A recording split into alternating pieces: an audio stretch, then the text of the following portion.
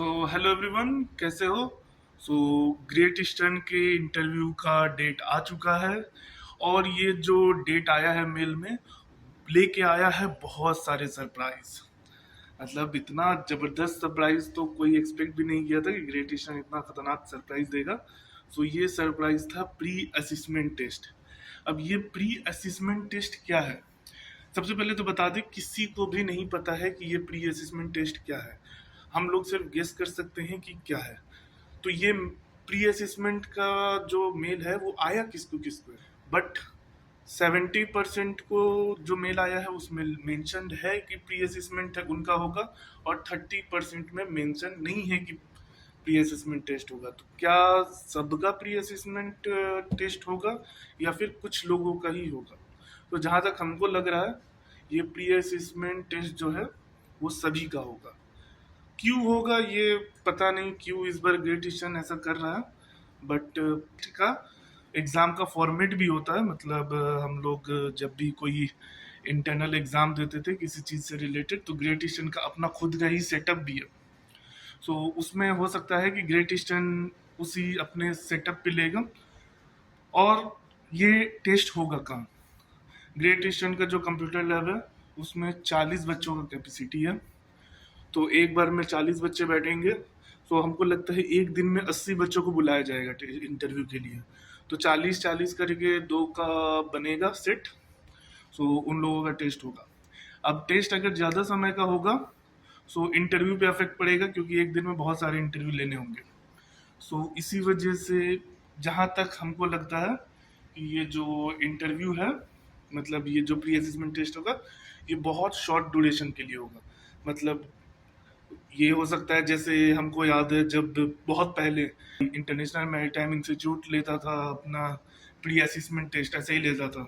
वो इंटरव्यू के लिए बंदों को बुलाता था, फिर उनके इंस्टीट्यूट में टेस्ट होता था। 12 मिनट का वो टेस्ट होता है, पीआई टेस्ट की तरह।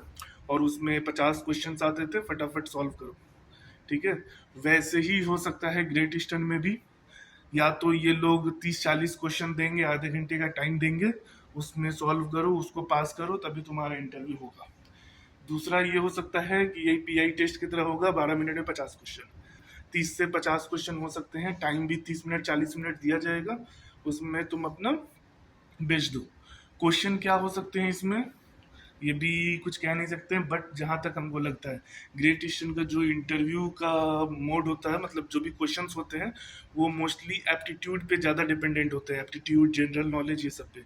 तो इनका जो असेसमेंट टेस्ट है, हमको लगता है इसमें क्वेश्चन हो सकते हैं, जनरल नॉलेज के क्वेश्चन हो सकते हैं, और शिपिंग से रिलेटेड क्वेश्चन हो सकते हैं।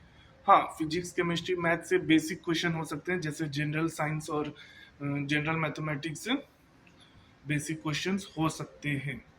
तो बेटर है कि अच्छे से ये सब चीज़ें रिवीजन करके जाओ। जैसे IMU CET का जो लेवल होता है उससे कम का ही रहेगा, क्योंकि अभी इन लोगों ने एक टेस्ट लेके कैंडिडेट को सिलेक्ट किया है। अब ये लोग नहीं चाहेंगे कि मोस्टली कैंडिडेट वापस चले जाए, इसीलिए इनका ये जो टेस्ट होगा वो इजी होना चाहिए और इजीली क्लियर हो जाएगा। तो इसी वजह से अपना बेस्ट देना। और हाँ, ग्रेट ईस्टर्न के बाद भी, ग्रेट ईस्टर्न का जो टेस्ट हो जाएगा, इंटरव्यू होगा, उसके बाद भी बहुत सारे कंपनीज के फॉर्म रहेंगे।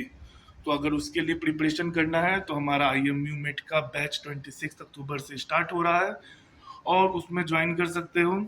और बाद में भी लगे ग्रेट ईस्टर्न में फेल होने के बाद, ऐसे कहना नहीं चाहिए कि फेल हो जाओगे, पर मोस्टली बच्चे तो फेल होंगे ही, क्योंकि उनको भी 40 ही कैंडिडेट चाहिए। तो फेल होने के बाद ऐसा लगे कि हाँ, प्रिपरेशन करके थोड़ा अपना इसी फेब बैच में ही चांसेस बनाना है। कांटेक्ट नंबर दिया हुआ है स्क्रीन पे, उस पर कांटेक्ट कर लेना। तो चलो, tata, bye bye, take care, all the best for Great eastern.